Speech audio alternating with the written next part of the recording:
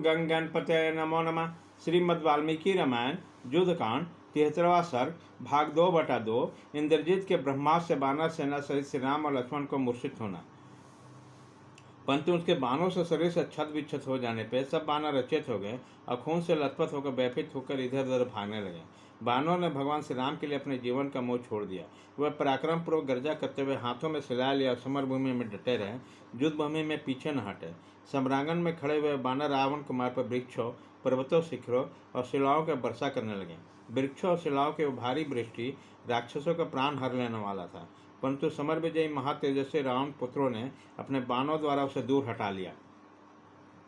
तत्पश्चात विषधर सर्पों के द्वारा भयंकर और अग्नितुल्य तेजस्वी बाणों द्वारा उस शक्तिशाली वीर ने सम्रांगण में बानर सैनिकों को विदीर्ण करना आरंभ किया। उसने 18 तीखे बाणों से गंधमादन को घायल करके दूर खड़े हुए नल पर भी 9 बाणों का प्रहार किया।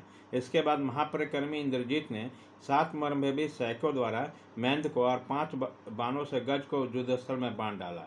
फिर 10 बाणों से जामुआन को और 30 सैकों से नील को घायल कर दिया।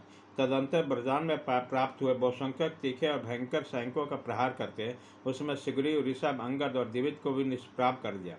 सब और फैले हुए प्रलयगिनी के समान अत्यंत रोष से भरे हुए इंद्रजीत ने दूसरे श्रेष्ठ बानरों को भी बहुसंख्यक बाणों के मार से व्यथित कर दिया।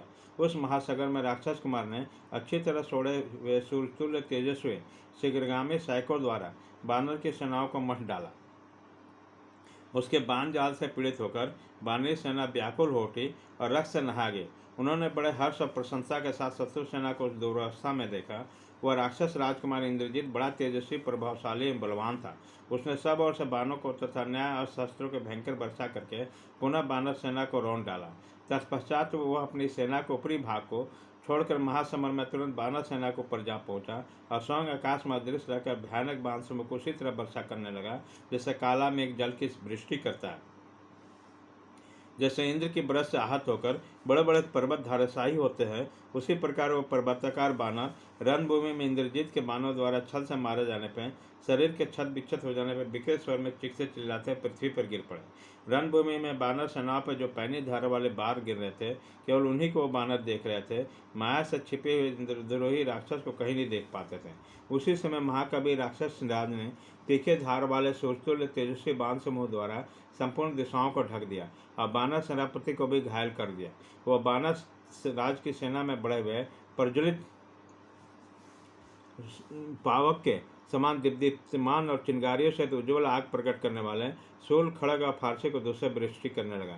इंद्रजीत के चलाए हुए अग्नितुल्य तेजस्वी बाणों से घायल हो रक्त से नहाकर सारे बानर उत्पत्ति खिले हुए पलस वृक्ष के समान जान पड़ते हैं। राक्षस राज इंद्र के बाणों से विलीन होकर वे श्रेष्ठ बानर एक दूसरे के सामने जाकर विकृत स्वर में चित्कार करते हुए धराशाही हो जाते हैं। कितने ही बानर आकाश की ओर देख रहे थे, उसी समय उनके नेत्रों में बाणों की चोट लगी अथवा एक दूसरे से शरीर से सट गए या पृथ्वी पर गिर पड़े। राक्षस पुरुष इंद्रजीत ने दिव्य मंत्रों से अभिपंथित प्रास, शूलों, पैने बाणों द्वारा हनुमान, सुग्रीव, अंगद, गंधमादन, जाम्बवान, सुसेन, वेगदर्शी, मैन, दिविद, नील, गवाक्ष, गवाय, केसरी, हरिलोमा, विद्युत दृष्ट, सूर्यानंद, ज्योतिर्मुख, दधिमुख, पावकाक्ष, नल और कुमुद आदि सभी श्रेष्ठ बाणों को घायल कर दिया। गदा और स्वर्ण के समान कांतिमय बाणों द्वारा बानर उत्पत्तियों को छत विच्छत करके वो लक्ष्मण से श्री राम पर सूर्य की किरणों के समान चमकीले बाण समूह के वर्षा करने लगे। उस बाण वर्षा के लक्ष्य करके परम अद्भुत शोभा से संपन्न श्री राम को पानी के धारा के समान गिरने वाले उन बाणों को कोई प्रभाव न करके लक्ष्मण को देखते बोले, लक्ष्मण, यह इंद्रद्रोही राक्षस राज इंद्रजीत प्राप्त ब्रह्मास्त्र का सहारा लेकर बानर सेना को धराई करने के पश्चात अब तीखे बानर द्वारा हम दोनों को भी पीड़ित करा। ब्रह्मा जी से वरदान पाने वाला, सदा सावधान रहने वाले इस महामनुष्य वीर ने अपने भीष्म शरीर को अदृश्य कर लिया। युद्ध में इंद्रजीत का शरीर तो दिखाई ही नहीं देता, पर यह अस्त्रों का प्रयोग करता जा रहा है। ऐसी दशा में हम लोग किस तरह मार सकते हैं? स्वयं भी भगवान ब्रह्मा का रूप अचिंतनीय है, वही इस जगत के आदि कारण है। मैं समझता हूँ उन्हीं का वो अस्त्र।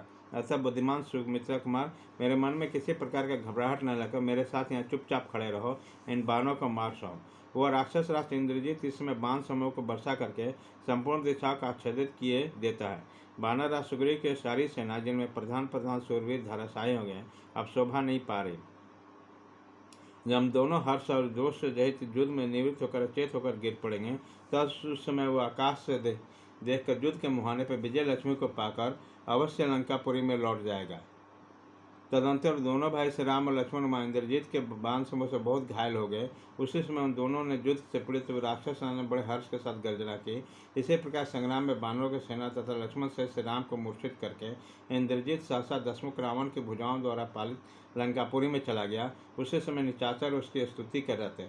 वहां जाकर पिता से प्रसन्नतापूर्वक अपने विजय का सारा समाचार बताया। इस प्रकार श्री वाल्मीकि निर्मित आश्रमान आदि काम युद्ध कांड 73 भाग 2/2 पूरा हुआ।